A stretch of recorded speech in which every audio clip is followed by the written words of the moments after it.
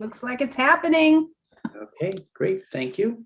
Good morning. Today is Wednesday, January 5th. It's 8:30, and this is a meeting of Senate Natural Resources and Energy. It's day 2 of the second session, and we're jumping right in to hear from our colleagues who are all part of developing the Climate Action Plan. So I want to thank Secretary Moore for bringing a team of people along with us, with her today. And before we, you are all scheduled in sequence on our agenda. We'll be going through till 10 o'clock, and we'll take a break till 10:30 and then come back and finish. We're spending the whole morning on it. You are, of course, free to move back and forth between yourselves. You're listed in sequence, but you may want to, feel free to use and manage the time as you see fit. And just to get us started, how about if Secretary Moore, you and your team members introduce yourself, as it's a new year and some people may be meeting you all for the first time. Sure. Well, good morning. Julie Moore, I'm the Secretary of Natural Resources. I've been in this role for exactly 5 years today. It's a pleasure to be here with all of you this morning, and look forward to sharing an overview of the Climate Action Plan that the Climate Council developed and then adopted last month, I was going to say earlier this month, on December 1st. Joining me today is Jane Lazorchak, who is the director of the Global Warming Solutions Act. She works at ANR in the central office, and Lauren Oates, who is a member of the steering committee. As you may know, the Climate Council did establish a steering committee. It wasn't provided for in statute, but it certainly wasn't precluded. It includes 2 members of the administration, so myself and now Secretary Clouser from the Agency of Administration, 2 members who were from the list of those appointed by the House, and 2 members from the list of those appointed by the Senate. And Lauren and then Jared Duval are those 2 members on the steering committee. But we'll ask Jane and Lauren to each take a minute and just introduce themselves to you as well. Great, thank you. Lauren, feel free to go first. I think she gestured to you, Jane. This is the Vermont polite at the stop sign syndrome. No one will go first. Morning, everyone. So Jane Lazorchak, I have the benefit of working in the central office with Secretary Moore and supporting the Climate Council as the director of the Global Warming Solutions Act. I've been in this position for not 5 years, for about 11 months, but have worked within the Agency of Natural Resources for almost 16 years now. So I'm not new to state government. So I'll be here today playing a support role and backing up Secretary Moore, and then here for the morning to support any process questions that come up along the way about the council and next steps. So thanks for having me. Thank you. A general rule of thumb is whoever goes off mute first has the mic. So thanks, Jane. Good morning, everyone. My name is Lauren Oates. Many of you know me in my capacity with the Nature Conservancy, but I want to just be very clear today. I am here speaking with you all in my capacity as a counselor appointed by the Senate. My title, I think, is technically the longest, so I'm not going to read it all, but generally it's captured as Resilience to Natural Hazards. And Jared Duval will be joining as the other Senate member, as Secretary Moore mentioned. He said he's having Wi-Fi issues, but should be joining, and will be going after Julie, but happy to answer any questions that might be relevant to the work that we did along the way. And we have a small presentation that we'll be sharing too. Great. Good to see you all. Well, thank you. So, the other thing before we get started on the presentation is just want to thank you as members of the Climate Council. I know that it was a very up-tempo schedule, and that everyone, I'm aware that people did a tremendous amount of work and to help pull this off and prepare us to have a foundation for doing more work in climate issues for the coming year in the legislature and beyond. And Mr. Duval has arrived, Senator McDonald as well. So we were just finishing up introductions. Jared, maybe you could introduce yourself to the folks who are watching in the YouTube world. Thank you, Senator Bray, and my apologies for being late. I was having some Wi-Fi issues. I should introduce myself by saying many of you know me, and I've testified before this committee before in my capacity as Executive Director of the Energy Action Network, which many folks know does a lot of tracking and analysis, actually does not take positions on public policy, does not do any lobbying. We serve as a neutral convener and do a lot of energy and climate data tracking and analysis and reporting. This morning I am not presenting or discussing with you in that capacity. I am only here in my role as a member of the Vermont Climate Council. I make the distinction because as Executive Director of EAN, I have the ability and the responsibility not to take positions on specific policy issues or funding questions, but as a member of the council who had to vote on such questions, I do have to take those positions. And so I am here today as the member of the Vermont Climate Council that was appointed to represent a Vermont-based organization with expertise in energy and data analysis. And on the council, I serve as co-chair of the Science and Data Subcommittee, on the Cross-Sector Mitigation Subcommittee, which was responsible for identifying most of our climate pollution reduction measures, and also as a co-chair, one of the two Senate appointees on the steering committee of the council. So good morning to everyone, and apologies for that long introduction. No problem. All right. Well, so we have a very able team in the room today, and thank you again. So we'd like to turn it over to you, Secretary Moore, and lead us on.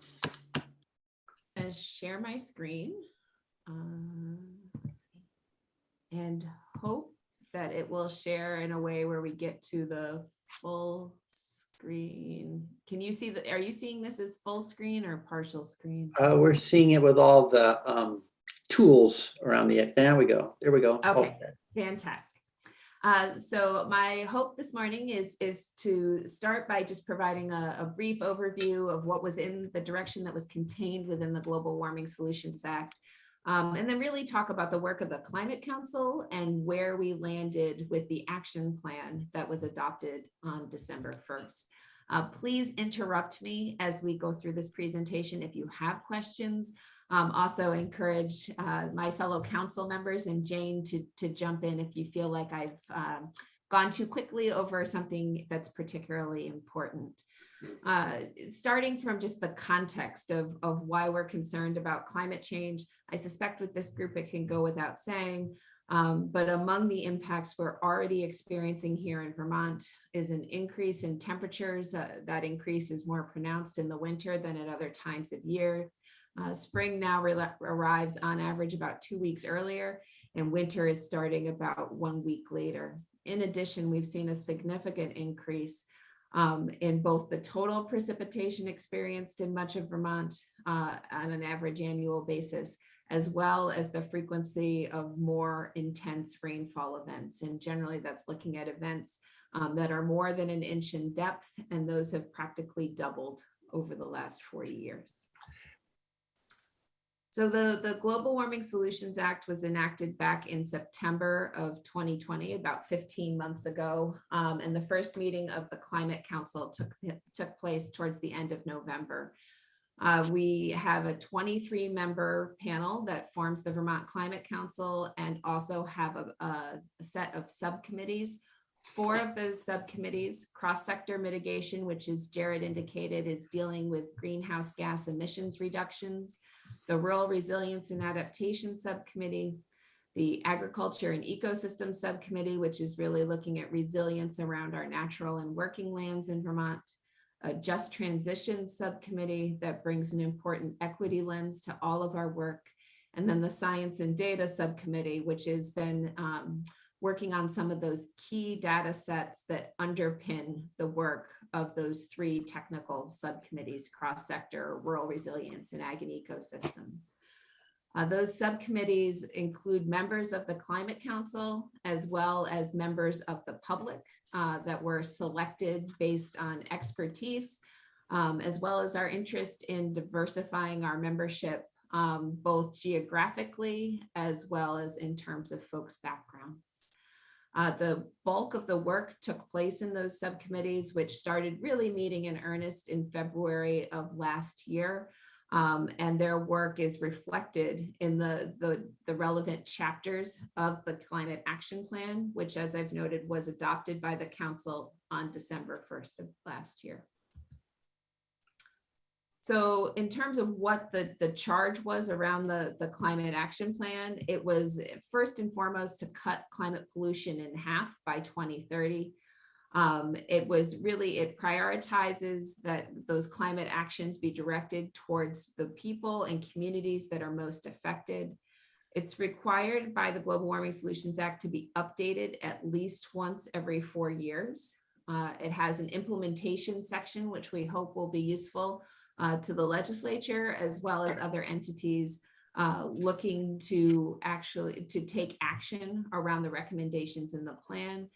And then it started the work of creating a framework for measuring progress. And we'll talk a little bit more about that at the end, because that's obviously a very important piece that needs to be furthered from where we sit today. The other thing I would flag, and I'm sure this committee will hear about the comprehensive energy plan at some point in the coming days.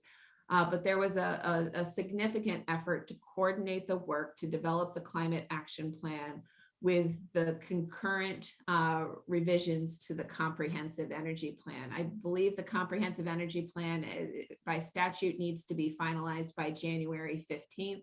So we were slightly out of sync with the December 1st deadline for adopting the initial climate action plan.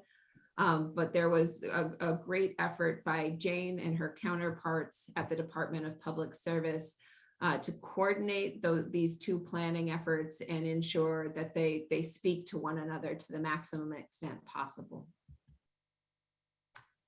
In terms of the specific charge to the Climate Council, as I've noted, greenhouse gas emissions reductions were at the top of the list.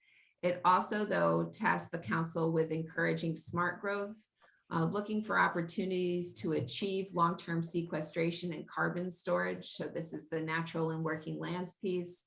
It sets a goal of achieving net zero emissions by 2050 across all sectors. Looking to reduce specifically energy burdens for rural and marginalized communities, taking steps to limit chemicals or other substances that can affect climate change. We know that not all substances have the same global warming potential, and so to pay careful attention to those that have higher global warming potential. And then the work around community resilience and adaptation to prepare and be ready for the effects that we know are already occurring.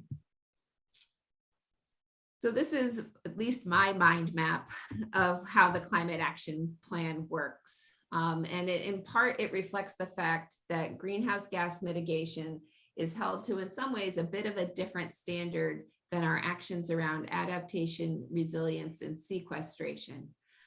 Specifically, the Global Warming Solutions Act requires the Climate Action Plan identify specific initiatives, programs, and strategies necessary to achieve greenhouse gas reduction requirements. So this really means that those actions need to move back into either the legislature or ANR as identified. They are a wholesale package, and we'll walk through them in a few more minutes. But it's not a pick list. It is a set, and it is that set that's necessary to achieve the state's greenhouse gas emissions reduction requirements. On the adaptation and resilience side, it's a bit more open-ended. We are directed to encourage climate adaptation and resilience of Vermont communities and natural systems. And this means there's a role in here for all of us to play in continuing to advance that work. The Climate Council has been very clear in its deliberations and also in its report that it feels that weight needs to be given to both of these efforts. And we can certainly talk a little bit more about that as we move through this morning. As I noted, we did have a Just Transitions Committee who established a set of guiding principles that the council has used in developing the actions that are contained in the climate plan.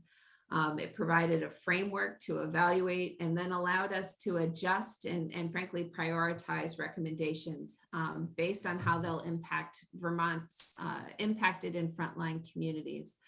I need to pause here and just acknowledge how challenging the timeline for our work was, and in particular, how challenging it was in terms of being able to do this work, the work of equity, with the level of intention and attention that's needed to do it well and do it right. And I think you would probably hear a unanimous opinion from the Climate Council that we didn't have the time necessary to do this work in its whole. That said, I think there's also a recognition that this is one of the first major public policy initiatives at the state level that endeavored to bring an equity lens to its work.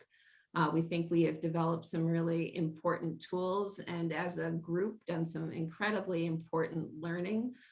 Look forward to sharing more about that. But the timeline for engagement, and you'll notice number 3 on this list of guiding principles is moving at the speed of trust. I think we regularly felt challenged to stay true to that principle while keeping our eyes on the statutorily mandated deadline of December 1st of this year. Well, thanks for sorry to interrupt, but thanks for flagging that. I know that I had flagged that comment in your preface and wanted to ask more, and I will have a chance to, I think, come back to that. As you know, we have S-148 in committee, the Environmental Justice Bill, and as we worked on related issues last spring, even before the arrival of that bill, I think our own committee felt challenged to to address communities that were not necessarily part of a typical legislative committee meeting, and in the State House venue, for instance.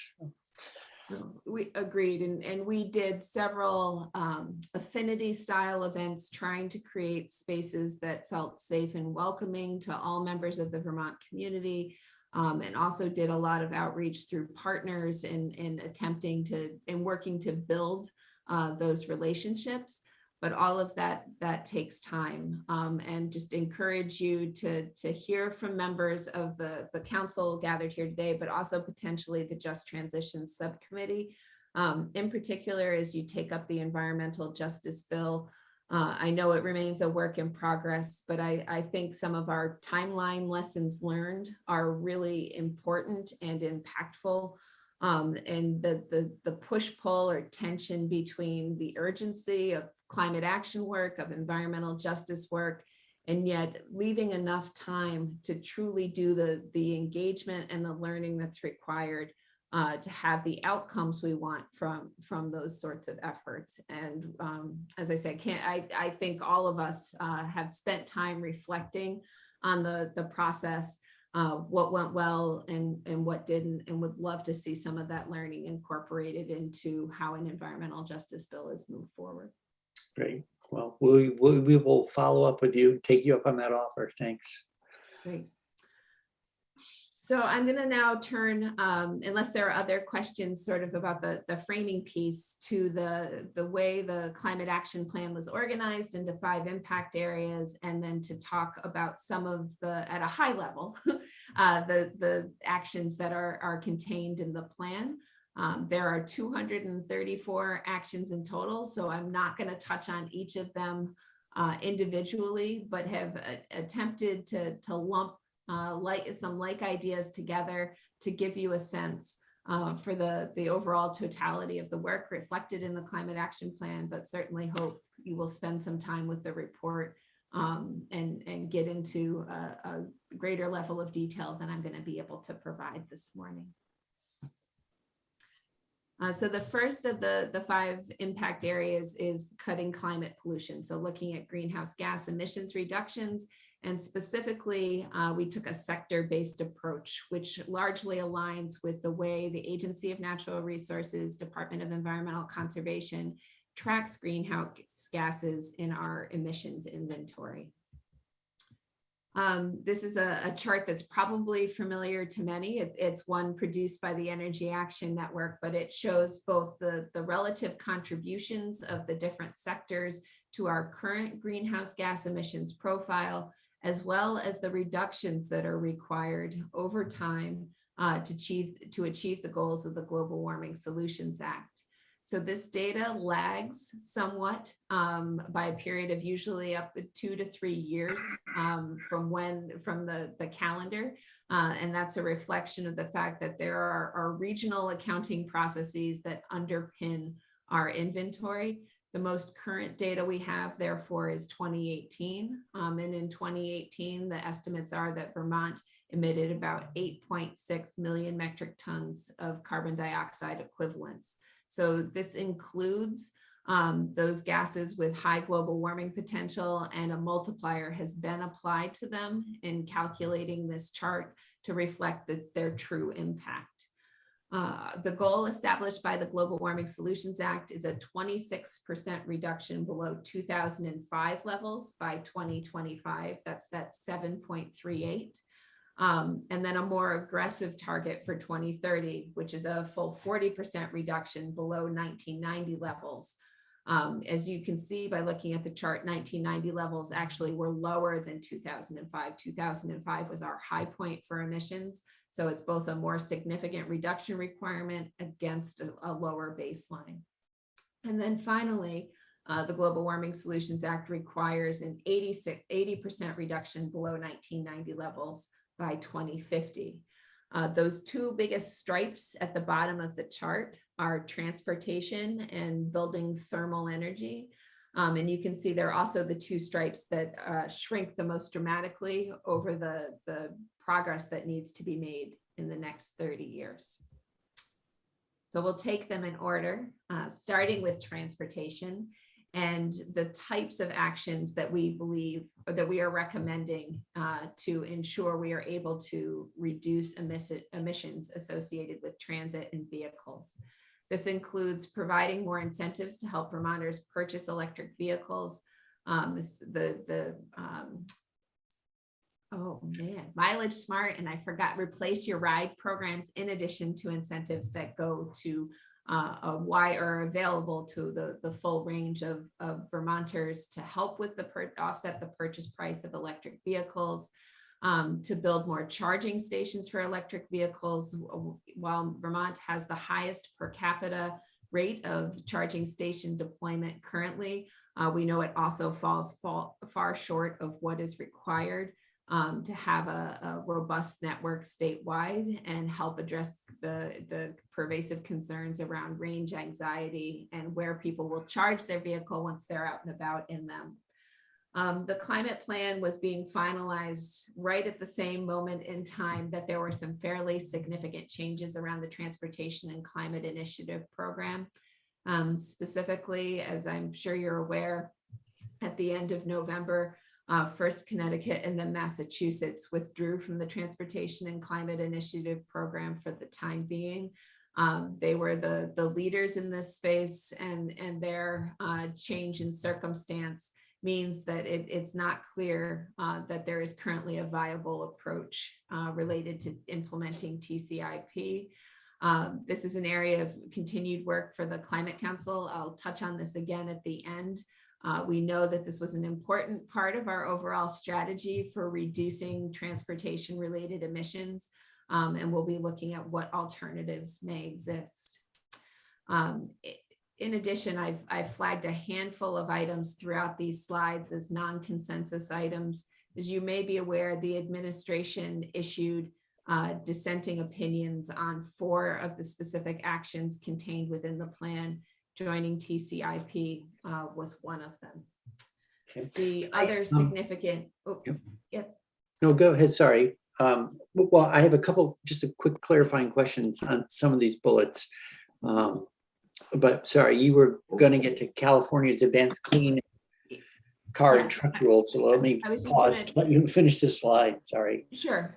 Just going to note that California's advanced clean car and clean truck rules are able to be implemented through existing rulemaking authorities at the agency. They will require manufacturers to sell an increasing number of zero emission vehicles as we build towards a 2035 deadline. California is in the process of finalizing these rules. We are tracking that work carefully and have begun the efforts needed within ANR to be ready to move as soon as California has finalized their rules. But by virtue of the exception they've been provided under the Clean Air Act, we do have to move in lockstep with California and can't get out in front of them. I flag that only in that there's some very specific timelines provided in the Global Warming Solutions Act, and depending on California's rulemaking efforts, we may need to come back to you and revisit some of those timelines, because we cannot get out in front of California under as per, I guess, federal regulatory requirements. So just an asterisk there. We may be back, but are currently believe we are on track to be able to fulfill the timeline or operate consistent with the timeline provided in the Global Warming Solutions Act for adopting these rules. Great. So the California Advanced Clean Air and Truck rules, this is above and beyond the California Air Resources Board emissions levels that we are subscribers to, along with, I guess, 14 states, something like that, right? Correct. This is sort of like the next generation of those. So it's the Section 177 of the Clean Air Act provides an opportunity to either follow the federal CAFE standards and other transportation emission related requirements, or to follow California, who received this special status due to some of their high priority air concerns. As you noted, Vermont has for a considerable number of years followed the California approach, and this is essentially the next step in that process. Okay. And California itself, is the Air Resources Board rules no longer under, I don't know what to call it, attack from the federal administration, where at one point they were going to be disallowed the ability to have a different standard? Correct. That is my understanding with the current administration. We've sort of reverted to what had been past practice around California having that carve out, and other states having the option to fall in either behind California or behind the federal standards. Okay. On TCI, did Massachusetts and Connecticut give, in brief, just reasons for leaving TCI? What made it seem not so feasible at this point? And is Vermont facing the same pressure that Connecticut and Massachusetts is facing? So the reason I heard cited most often, and would be happy for Jared in particular to weigh in and augment my understanding, was that the fairly significant increase in gas prices, and recognizing that TCI would add an additional increment of cost to gas, that the leadership in those two states felt that the time was wrong, and that consumers wouldn't support the program the way they might have when gas was a dollar or so cheaper a gallon when they had entered the program. I don't know, Jared, if there's anything you'd add beyond that, but that was certainly the reason, most often cited reason I saw in the press. Yeah, I would agree with that, Secretary Moore. I would also say that I think one of the most frequent, at least from Governor Baker in Massachusetts, that he cited multiple times in announcing the decision, was the lack of other states stepping up to join. And Massachusetts, I think at the end, felt a little bit alone after Connecticut had announced their intention to withdraw. And I think Massachusetts questioned the viability of a regional program since so many other states had not stepped up to join them. Okay. this is kind of a catch-22 situation. You have to get everyone to step together. All right, well, thank you. And one other quick question on the second bullet there about charging stations. Do you have, do you know when you talk about charging stations, is that level 2 or better? I know that I've heard people lament, having a charging station, but it's like putting a gallon of gas in your car an hour or something that you don't want to, it's a slow way to fill. Correct. And some of that, and we'll get into it, there are some supporting actions that are important. I think this is more of an issue at home scale charging, though, where if folks don't have the right level of electrical service to their home, or potentially, I guess, to their business, they may not be able to support those faster chargers. That said, my understanding from VTrans and the interagency team that's looking to incentivize some of these charging stations is that the emphasis is being placed almost exclusively on faster charging infrastructure at this point. I guess, Jared, is there anything you'd add to that? No. Okay. Thank you. So I'll move to the next slide, which is just to flag a handful of other opportunities and actions related to the transportation sector, recognizing that the ability to straight up electrify medium and heavy duty vehicles is a little further out than light duty passenger vehicles. It does appear that there are significant opportunities around auxiliary systems, including things like bucket trucks and refrigeration units, to seek retrofits to that equipment and allow them to be supported by electric, or allow them to be electrified as opposed to fossil fueled.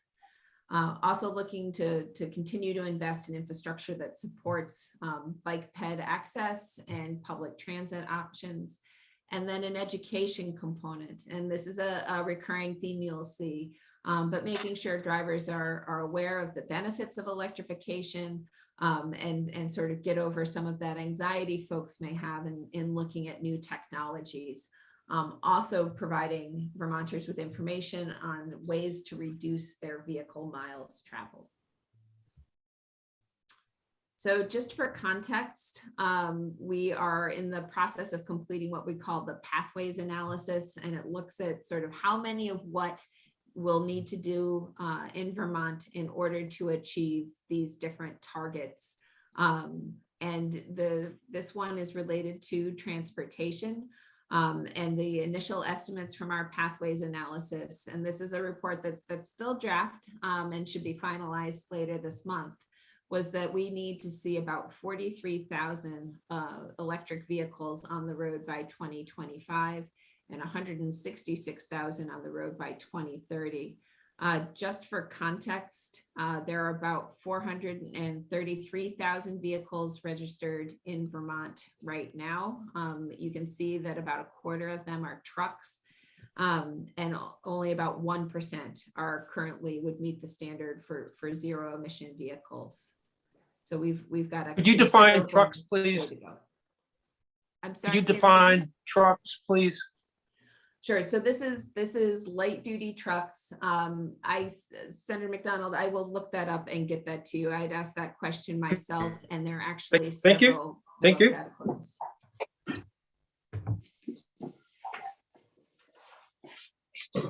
Is it correct, Secretary Moore, that we're currently at about 4,000 EVs in Vermont?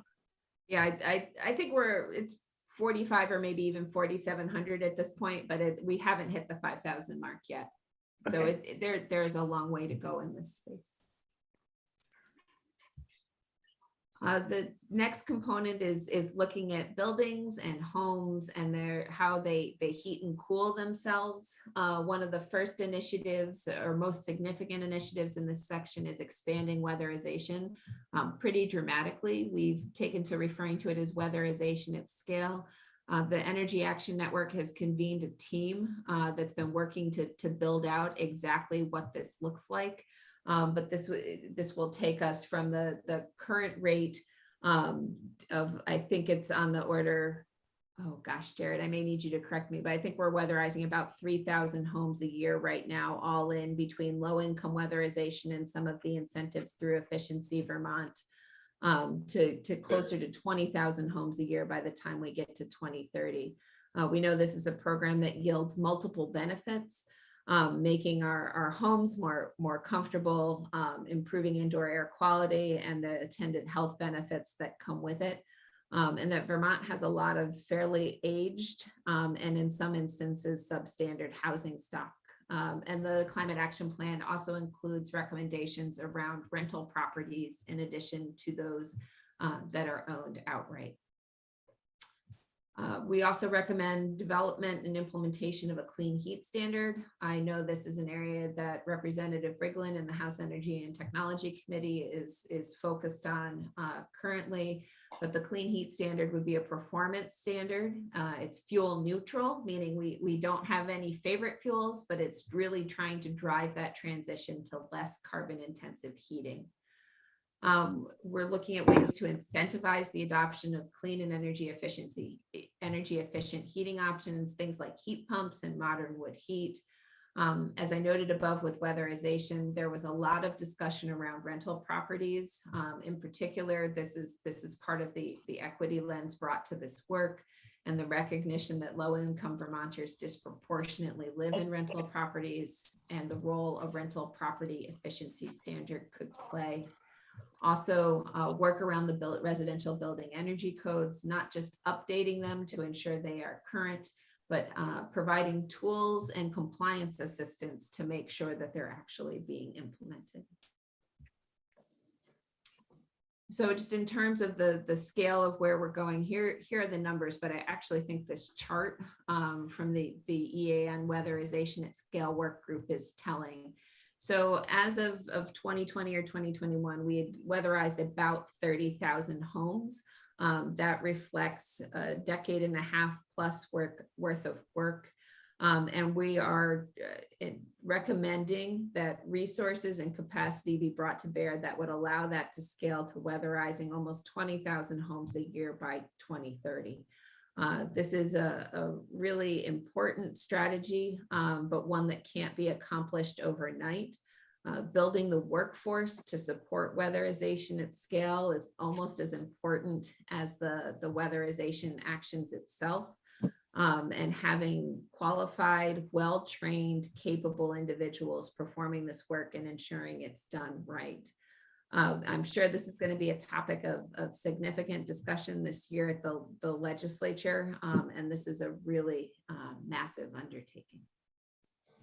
Just for your information, so we will, last year we had a weatherization bill to basically the same concept here, and this year we'll do a committee bill to continue to advance on it. And the two of the things you named are sort of our major pieces of work. One is the workforce in terms of those doing the work in homes and businesses. And the other is the kitchen table counseling that helps turn it into sort of a turnkey solution for people. And then the other piece that goes hand in hand with that is stable, longer term funding. So, yeah, I just would reflect here, and we can talk more about this at the end. The Climate Council did do some work related to the ARPA statement of intent that the legislature had included in the FY22 budget, which is not all that dissimilar from what I would reflect as a statement of intent by the governor in his initial ARPA proposal, to dedicate significant resources to climate action.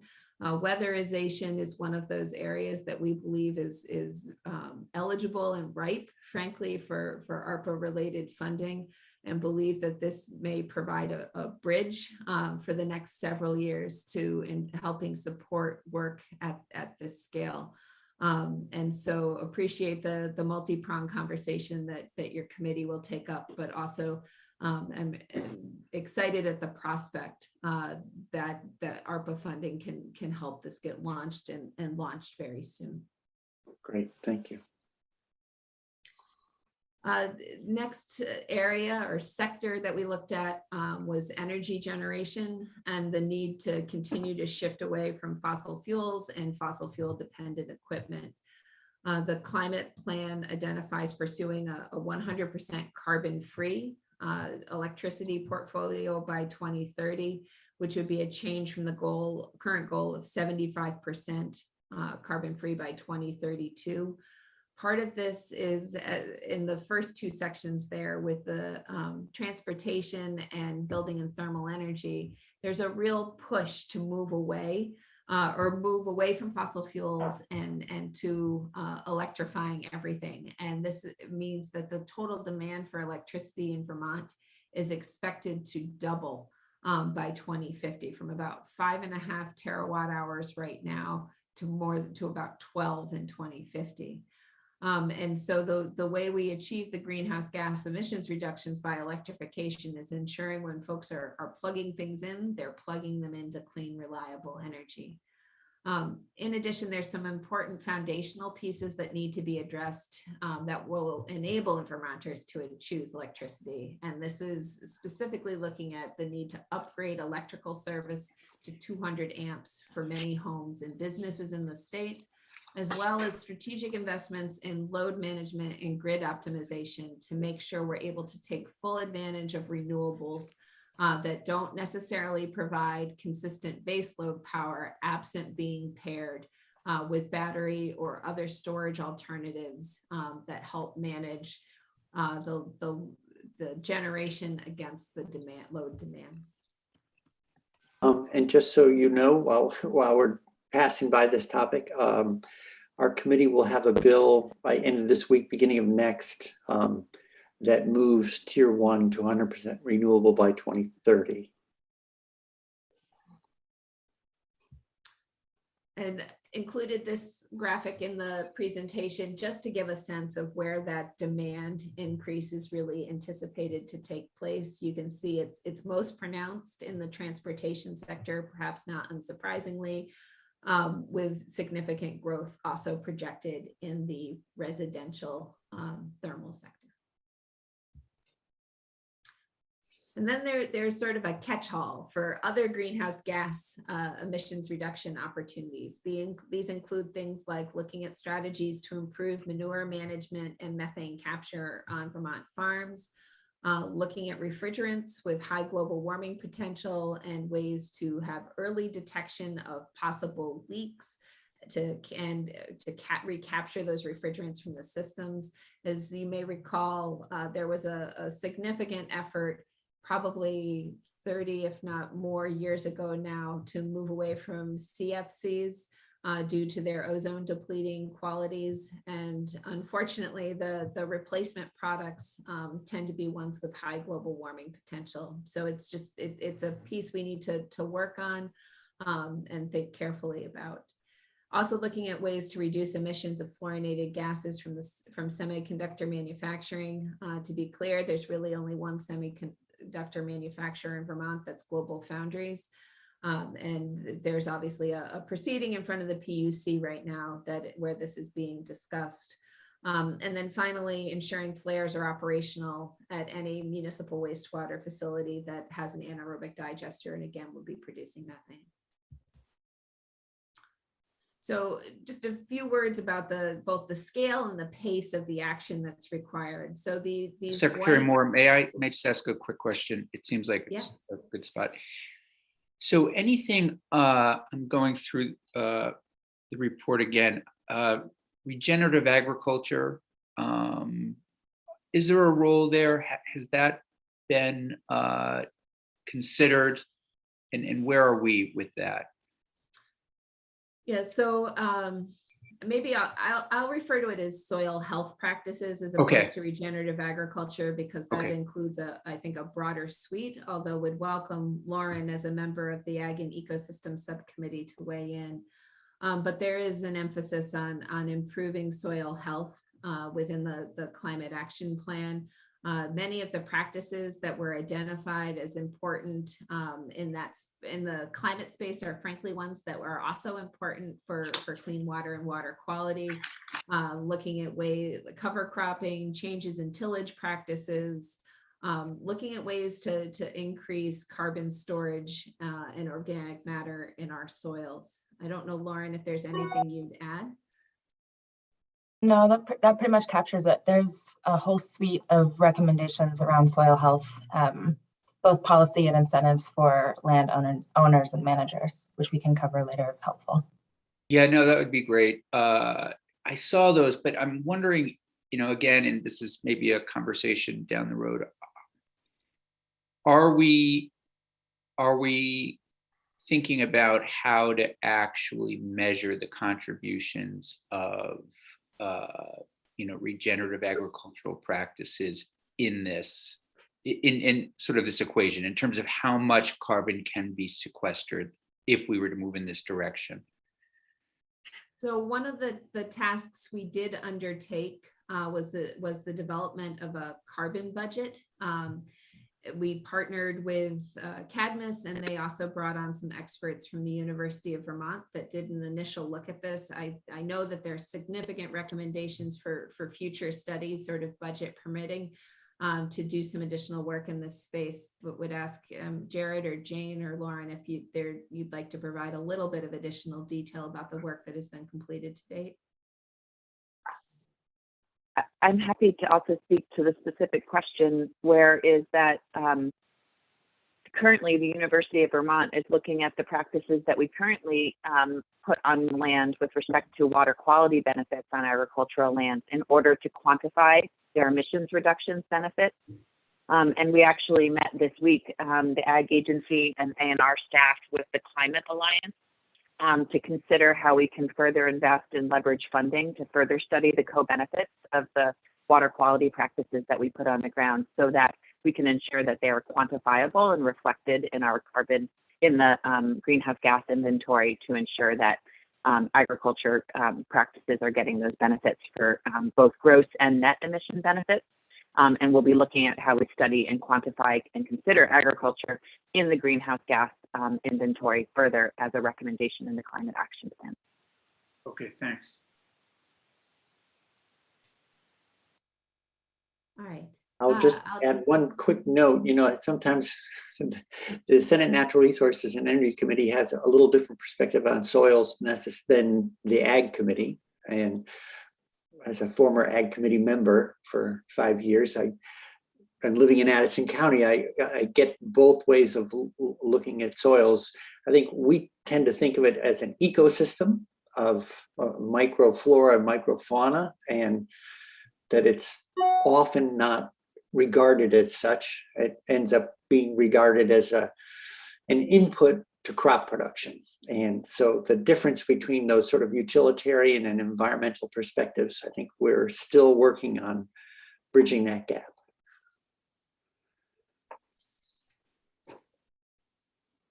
So the slide I have displayed on the screen right now is just intended to convey the scale and pace of the work that will be required to achieve the greenhouse gas emission reductions established in the Global Warming Solutions Act.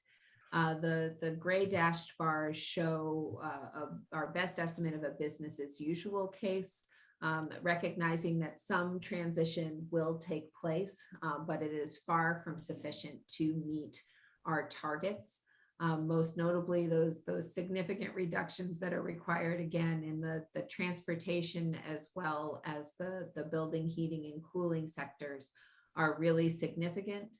The other piece I'd ask you to note on here is just that it's not linear, that it has a little bit of a slow start, a really aggressive midsection, and then a slower tail at the far end. So I'm going to shift gears here away from greenhouse gas emissions reductions to talk about the actions around resilient working in natural lands. And this includes, as we've just discussed, investing in agricultural and other working lands management practices that can mitigate emissions, but also improve resilience. And it is good news, I think, that these are really the same practices oftentimes that are important for clean water. Also, an emphasis within the Climate Action Plan is placed on expanding nature-based solutions and our understanding of traditional ecological knowledge. This includes further investments in strategic conservation and promoting healthy connected rivers and floodplains and wetlands. And then thinking about the owners of these lands, not just the lands themselves, and what it takes to ensure that our natural working lands remain as natural and working lands. We also spend a lot of time looking specifically at the built environment and steps that can be taken to protect people and infrastructure from climate impacts. Work will continue in this space to develop sort of an all hazards approach, because as you will notice, a lot of the initial focus is both on flood hazard mitigation and then some of the transition opportunities in helping our communities move to a lower carbon profile. This includes prioritizing planning practices that help communities prepare. There is work ongoing around developing a climate toolkit, which includes the Municipal Vulnerability Index specified in the Global Warming Solutions Act, and also actions around updating land use policies that promote compact settlement. Looking at ways to increase the resilience and harden key infrastructure, transportation, so roads and bridges, as well as energy transmission and generation, which will become even more important as we electrify everything, to ensure that to the extent Vermonters are relying on electricity to heat and cool their homes, that service is reliable. Communications, certainly the pandemic has laid bare the importance of broadband in providing flexibility to Vermonters and the significant challenges faced by those who don't currently have access, and our water and wastewater infrastructure with those changes in precipitation patterns. In particular, there will be carry-on effects for ensuring that we continue to provide Vermonters with safe, reliable drinking water and wastewater treatment. The Climate Action Plan identifies the need to support municipalities, school districts, as well as other institutional partners in reducing their fossil fuel use, and an overarching goal of ensuring all Vermonters have access to safe, accessible, energy efficient, and affordable housing. Can I ask you a quick question about from the last slide, the word resilient? That term resilient and resilience comes up increasingly in the last year or two. And I think when I first heard people use it, they were generally referring to hardening infrastructure to withstand more severe weather. But can you say anything more about, I mean, resilience seems to be used in more ways than that in the Climate Action Plan. So I don't know if you can shed a little light on what the various uses, because it's not always the same thing to everybody. Yeah, absolutely. I will start and then gladly pitch it over to Lauren, since this is absolutely her area of expertise. But you're very much right, Senator Bray, that resilience has that connotation around infrastructure and infrastructure hardening, but it also is a landscape level consideration and goes back to some of the things that were presented in talking about the opportunities within the natural and working landscape. Looking for areas for river corridor protection, wetland restoration, and trying to take advantage of the landscape's ability to serve as a bit of a sponge and either hold back floodwaters or soak them away in a way that's protective of downstream communities. There's a lot we can do with stormwater management, but frankly, in the most significant weather events, stormwater management systems tend to be overwhelmed. And it's some of these nature-based solutions that will ultimately provide that kind of resilience to our built environment. Lauren, would you like to add to that? Sure, although that was pretty comprehensive too. I appreciate you bringing this up, Chair Bray. I admittedly have a bit of what I'd call resilience fatigue. I think that's probably been around since post-Irene in Vermont and understanding what that means. And you're right, the shifting understanding from a general sense of bounce back ability, as it's been called in the past, and hardening infrastructure, to what I consider it to be is what an end result of successful climate adaptation looks like, which does mean, leveraging the work that our natural and working lands can do to provide adaptation and therefore resilience to our built environment. It also means, the resilience of our economy and our markets in the state in a changing climate, since climate change is going to cause a great deal of disruption and already is to some of our markets and our economies. So it's a bit of a catch-all word, but I think generally speaking, I like to think of it as the end result of successful climate adaptation.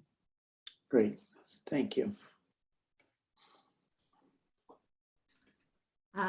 Talk a little bit about the opportunities for capturing and storing carbon within the Vermont landscape.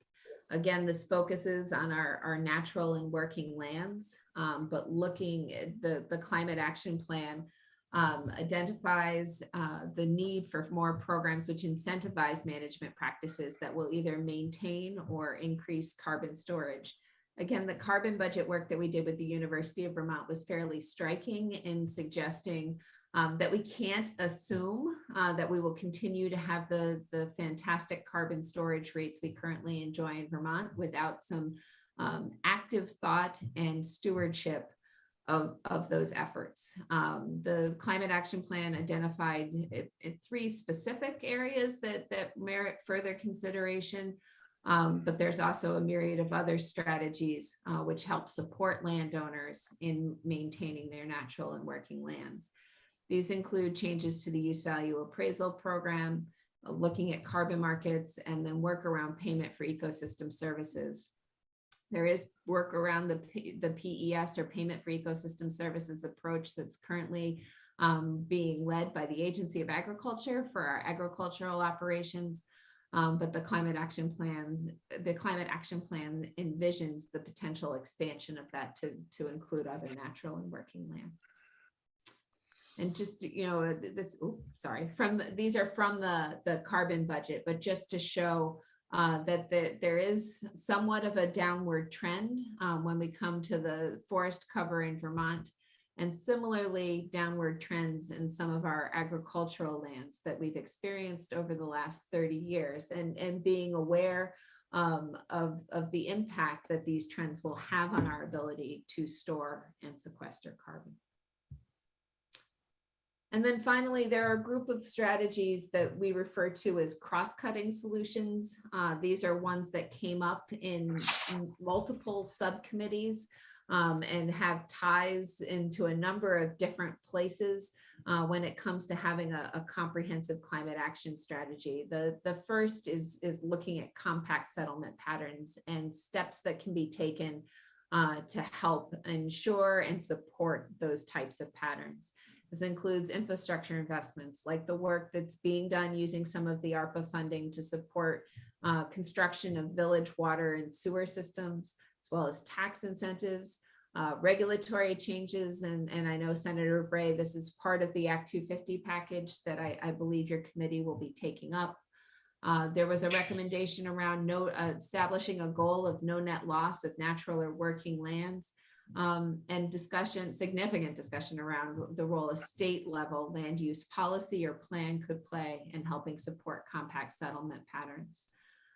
There's a recognition that there's a need for capacity within state government, local government, and partners to support implementation of this work. The role a statewide environmental justice policy will play in ensuring that an equity lens is carried throughout. Education is really what I would badge those next 2 pieces.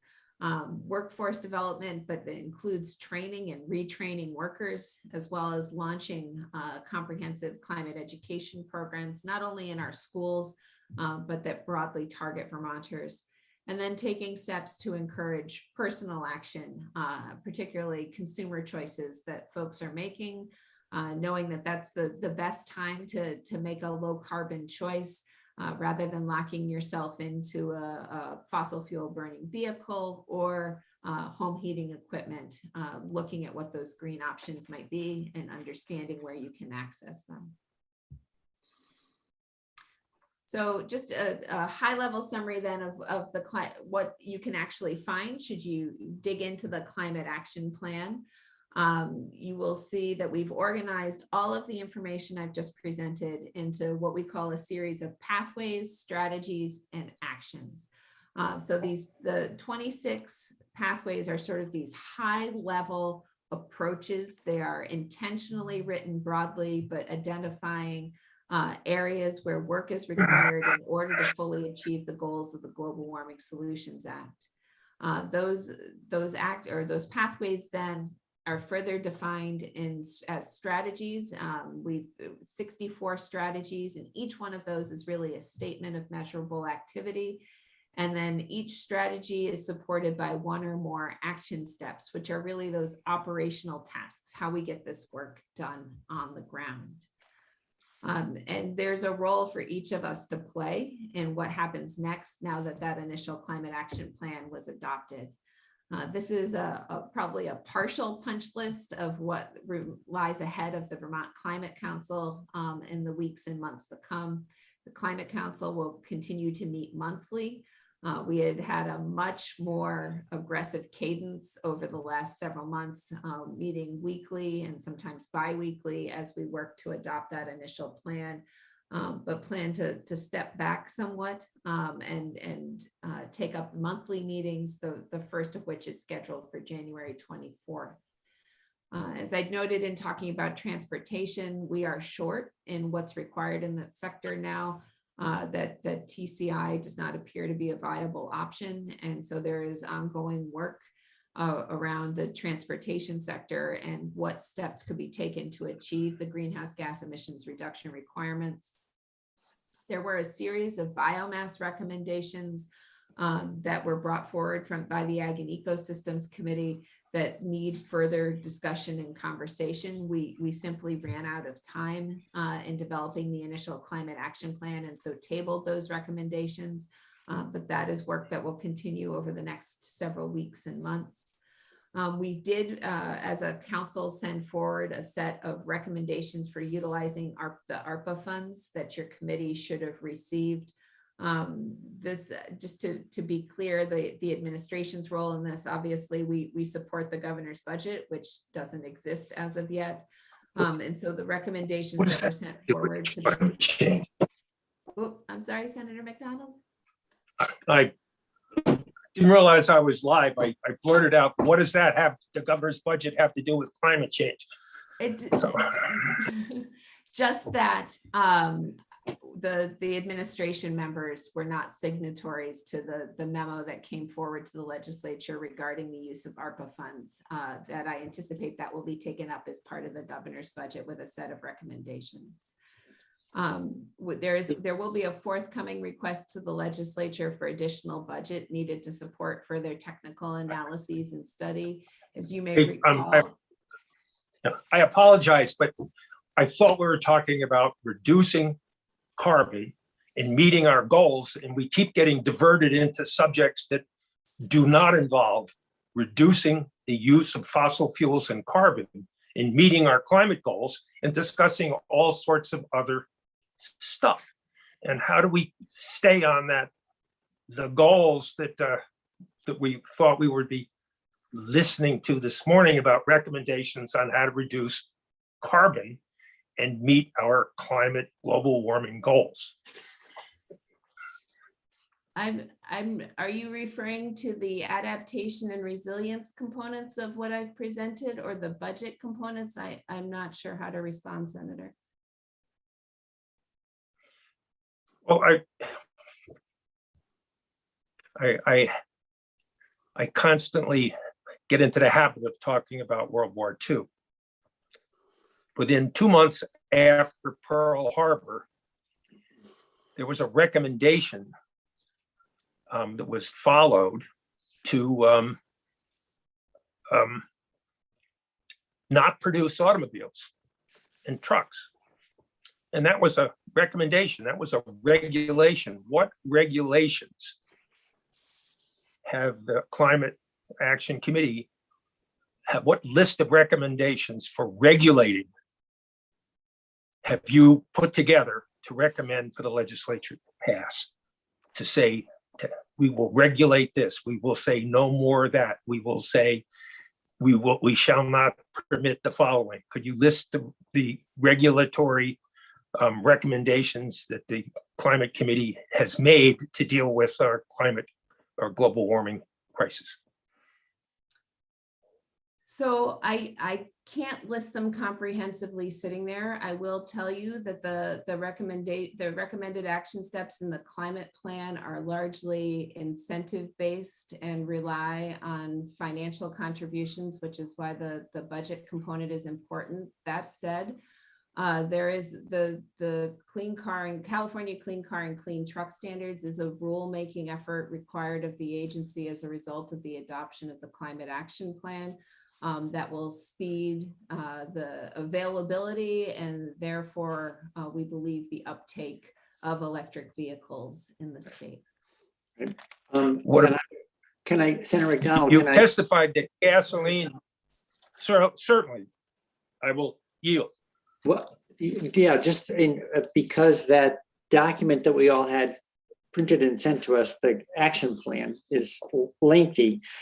Page 253 is the beginning of a 3-page annotated list of legislative action and rulemaking related to emission reductions. So that may be something you'll want to check out because I think it answers your question. And the other thing I would say is one of Secretary Moore's first slides showed the 2 tracks going on, one related to adaptation and resiliency, et cetera, versus just the greenhouse gas reduction piece. And although I think the greenhouse gas reduction piece of the climate action plan is what has been front and center on most people's minds, it really does have 2 tracks. And so we're hearing about the whole thing, not just the greenhouse gas emissions report portion, because I wanted my request on behalf of the committee to the agency was to cover the entire report this morning.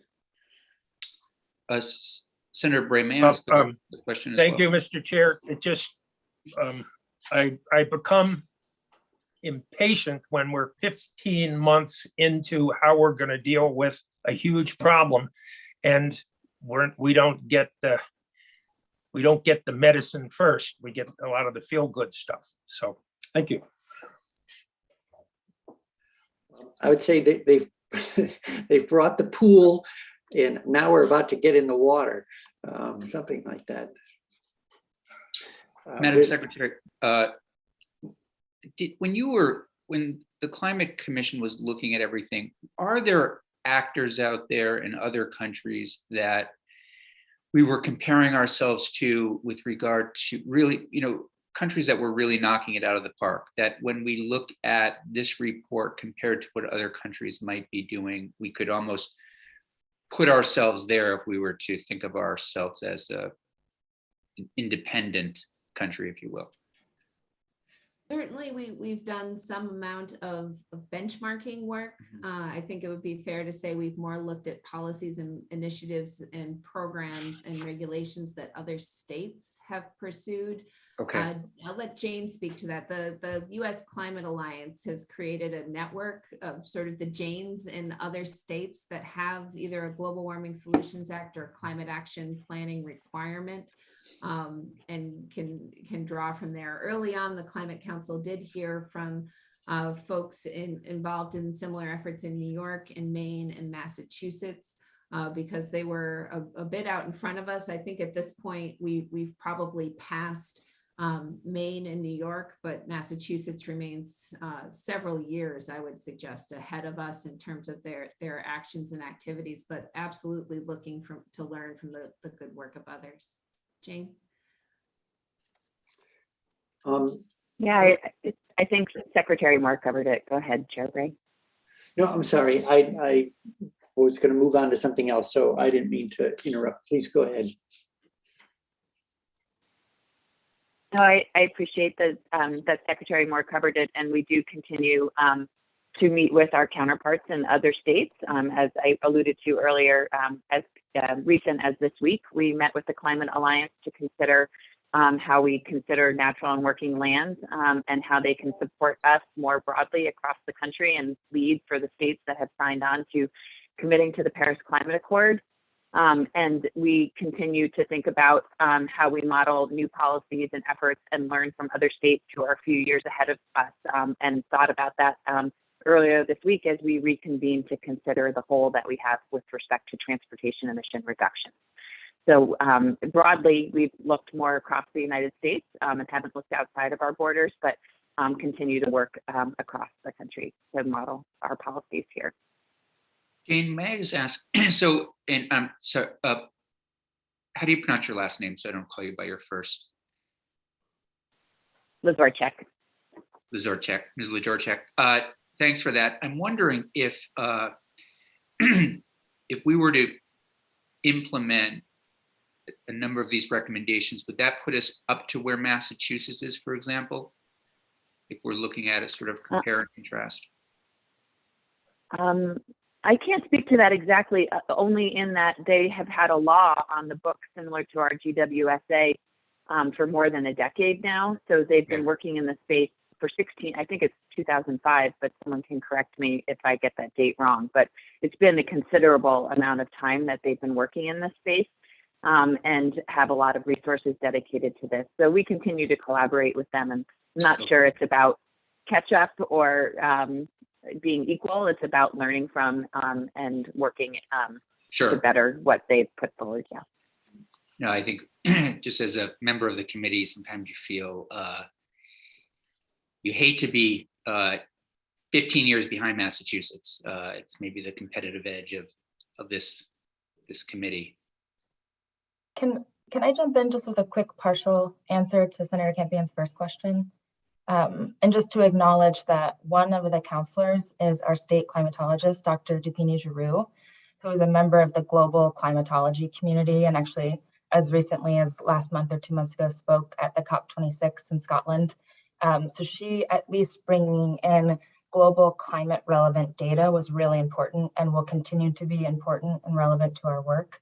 She's also a lead author of the National Climate Assessment, which I'll bring up later, but just to ensure that we're being informed by national and international data in the work that we were doing.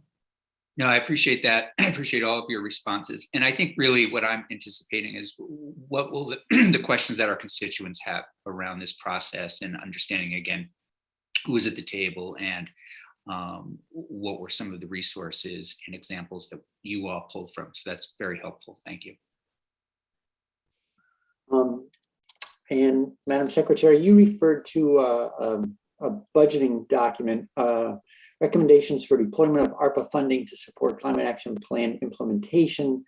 Ms. Lazorchek, you sent that off to a number of chairs. I sent that on to everyone on the committee, so you should have that. And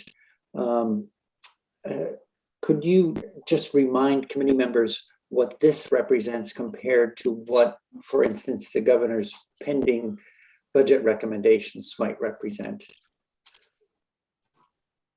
Sure. So we as a climate council had the benefit of a presentation from Doug Farnham, who's the Deputy Secretary of Administration, about what types of programs and initiatives were likely to be eligible for ARPA funds.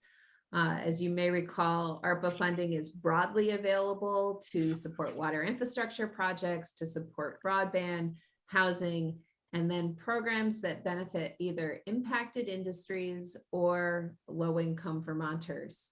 And so there's significant opportunity in particular to develop a range of climate initiatives that support low-income Vermonters.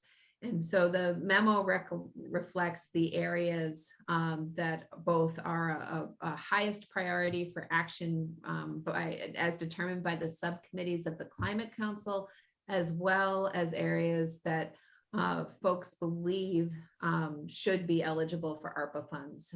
To the extent the legislature chooses to move forward with any of those, there's the process through Guidehouse where they review for conformance with the Treasury guidance, but we believe that there are real opportunities.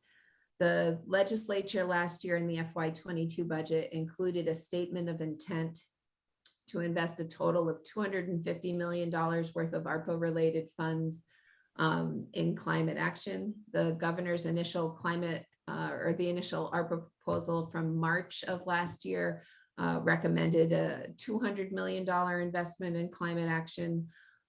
You will note in that memo that the total opportunities for investment identified there are on the order, I believe, of $650 million. So certainly more opportunity than dollars available. The ARPA funds do have that time constraint, which may limit their ability to be deployed at the scale identified in that memo. But the attempt in putting that together was to give a sense for the magnitude of the near-term investments that are needed in each of those spaces. Great, thank you very much. Senator McCormick, I see your hand up there. Sorry. Thank you, Mr. Chairman. Yeah. Am I on? I don't see myself appearing on the screen. Can you hear me? We can hear you. It looks like we're seeing a piano or something. I don't know what it is. Hold on. There you are. How about now? Yeah, I had hit that button trying to get the screen to go on. And so it was sort of a mystery. All right. When I was in high school, my grandfather scolded me for a disappointing grade on a geometry test. And I defended myself by outlining how many hours I had put into studying. And all he did in response was he pointed to the grade. He said, obviously, you didn't study enough. And if you could double that number and you got this grade, then that wasn't enough. So what I'm wondering about here is we're going over what we're planning to do, what we're suggesting we should do. Is it your position? Are you testifying now as one of the authors and one of the people responsible for this plan? Are you testifying that if we were to adhere to everything in the plan, we would in fact reach all the goals, or just that these are steps we can take towards those goals? So in terms of greenhouse gas emissions reductions, the draft plan, and we need to set aside for a moment the issue around TCI, was modeled as being sufficient to achieve the requirements established by the Global Warming Solutions Act. We did sort of at the 11th hour then get word that TCI is currently not a viable approach. So to answer your question in the most forthright manner possible, absent TCI, we do not have a package in front of you that is sufficient to achieve the greenhouse gas emissions reduction requirements, particularly for 2030. I think there's some questions around the 2025 goal, which is a little less of a reach, but we don't have a package of actions that can be modeled in a way that it can be modeled to shown to meet the 2030 requirement of the Global Warming Solutions Act. Okay, so we are really actually not on a track and at a pace to meet the requirements. I think that is a true statement regardless. I think if you look at the number of electric vehicles that need to be adopted, the number of homes that need to be weatherized, we need a dramatic scaling in both of those spaces. And those are sort of the easy ones to point to just because they're such significant contributors in order to achieve our goals. The council's recommendations are that incentives are largely the way to drive that level of adoption to achieve the requirements of the act. I see Jared has his hand up and know he's been far more involved in the modeling and probably can help clarify. If it's okay, I would just offer that I agree with what Secretary Moore said, that absent TCI, the plan as the initial plan as it was submitted does not yet add up to meeting the emissions reduction requirements through all of the recommended policies. That said, I think it's really important to note that we have committed as a council that we will identify additional transportation policy and regulatory recommendations that will fill that gap. And so we've given ourselves this winter and spring to do that assessment, to do that research, as a cross-sector subcommittee and then as a full council. And so I see that gap as more of a function of the timing of the news of TCI right before our plan was due than a lack of a commitment from the council to come up with a plan that meets the legal requirements. In fact, we intend to deliver to you recommendations that will fill that hole and that will enable us to meet the requirements outlined in statute. But we just need a little bit more time to assess and recommend some additional transportation sector focused strategies and policies. Yeah, before I shut up, let me just say that I'm not scolding or berating you folks for your failures. I think this committee and the entire legislature is fully complicit as well, that we are. I think it's important that we be frank that we really are not doing what we set out to do. And what we, in some ways, are presenting to the public that we are doing, we in fact are not doing it. And so I'm not singling you out on that. I think it's there's plenty of responsibility to go around. That's all for me, Mr. Chairman.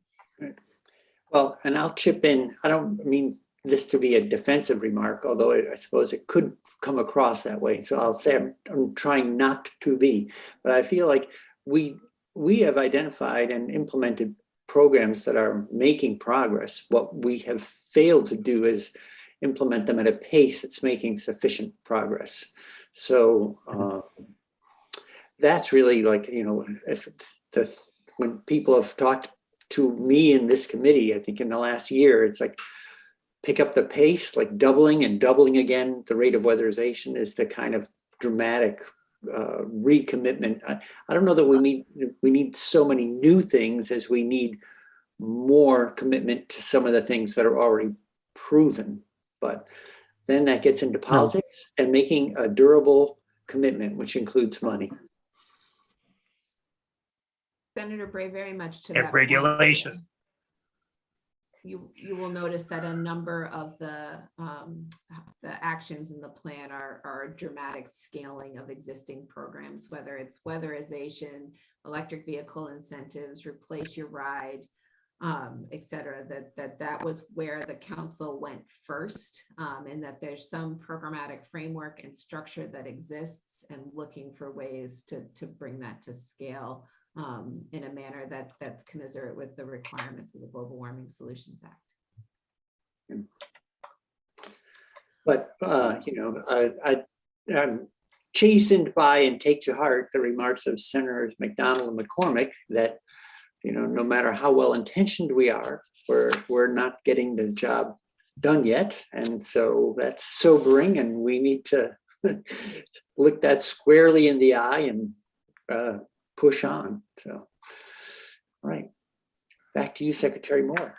Sure. Just and before I leave this slide, want to highlight that last bullet on the page, which is the commitment the council has made to this equity lens and ongoing co-creation and broad public engagement in building out the policies and programs needed to implement the climate action plan. And we will continue to prioritize that work. In terms of what A&R is up to following the adoption of the climate action plan, as I noted, we're working to finalize the pathways analysis, which will provide some high-level economic modeling about the total costs associated with implementation and total benefits. We've initiated that rulemaking around the advanced clean car and clean truck standards. There's work underway in order to develop the tools we will need to be able to measure and assess progress over the long term. The Municipal Vulnerability Index, as required by the Global Warming Solutions Act, remains on our plate. And then we will be doing public engagement this spring around the initial climate action plan, supporting a short or limited number series of online meetings, as well as some translation activities around key components of the CAP to make sure language isn't a barrier to Vermonters who may wish to access it. In addition, there is a requirement in the Global Warming Solutions Act for the Joint Fiscal Office to prepare an analysis of the economic, budgetary, fiscal costs and benefits of the plan. We've worked closely with Joyce Manchester from JFO throughout. She has regularly attended and participated in meetings, and so is sort of has a depth of knowledge about the work of the council. And I know is very aware of this requirement, and we are constantly looking for ways to ensure we're not reinventing the wheel on one another. But in general, following adoption of the plan, activity largely does move back to the legislature, and look forward to working with the legislature on this suite of high impact policy priorities to get at the word you used, Senator Bray, durable environmental outcomes. There was a lot of discussion within the Climate Council about investments in greenhouse gas emissions reductions against some of the efforts to shore Vermont up against the effects of climate change that we know we're already feeling, and how to balance those investments. We have very explicit quantitative goals for greenhouse gas emissions reductions that are established in the Global Warming Solutions Act, while the language around resilience and adaptation tends to be more qualitative. And so it's hard to get those two things on even footing, and a conversation that absolutely needs to remain front and center. The full appropriation of the ARPA funds for climate action, the council feels is very important, both work that can be done in fiscal year 23, but also signaling the overall commitment of those dollars to this work. Fully understanding the additional analyses and contractor support needed to achieve the requirements of the Global Warming Solutions Act. We have a modest budget to support the work of the Climate Council, and the outstanding studies that the council has identified it's needed to fulfill its obligations well exceed that budget. And so we will be coming back to the legislature in all likelihood with a budget request. And then just a note about ensuring diverse appointments to the council as vacancies arise. There's been concern expressed both about the diversity of applicants in terms of backgrounds, as well as in terms of geography. And we know that one of the challenges to having a truly diverse set of counselors is the ability of folks to be appropriately compensated for their contributions to the Climate Council, particularly to the extent it comes at the expense of their ability to earn their living elsewise. And just that focus on diversity, we would like to encourage from the legislature as you contemplate future appointments to the council. And with that, I will stop sharing my screen. Happy to take questions. It looks like we're fast approaching 10 o'clock, but also we'll leave you in really incredibly competent hands when I need to step away following the break. Right, I know that you have to leave for another commitment, and we're scheduled to take a break 10 to 10:30, which is a mental health break amongst other things, since 90 intense minutes is probably as much as most people's brains can take in one fell swoop. But before you go, any questions for the secretary? Although the rest of your team will remain here or come back after break, right? All right. Well, then your timing is pretty much perfect. So I'll just, since we're all getting reacquainted to the Zoomiverse, the link will stay open to the meeting, and encourage people to turn off cameras and microphones, and then we'll reconvene, or you can leave and come back, whatever. But we will reconvene at 10:30. So thanks for really helping us get a good running start on the CAP. And just so you know, we do have Joyce Manchester and Julia Richter coming in tomorrow to talk to us about climate and funding. And in general, we're going to be working more closely with JFO than we have in past years, because more money is flowing through this committee's purview than ever before. So that's good news to all of us between clean water and energy-related, environment-related issues. There's funding like we've never seen it. And we're also going to have TJ Poor in tomorrow to hear about the comprehensive energy plan so that we can help knit together a bigger picture on all these fronts. All right. Unless anyone else has something they'd like to chip in before we go on break. I just flagged that it looks like Jared posted into the chat the information I would have otherwise shared with Senator McDonald to answer his question about what is a truck. And hope that suffices. If it doesn't, please feel free to follow up with me, Senator. Okay, great. All right. I think I had just sent that to you, Secretary Moore, but I will share it with everyone if that's helpful. If you would, Jared, that was exactly what I was looking for. I had pulled that same summary from VTrans to answer a question the governor had about what a truck was. So thank you. Great. All right. Takes a village. All right.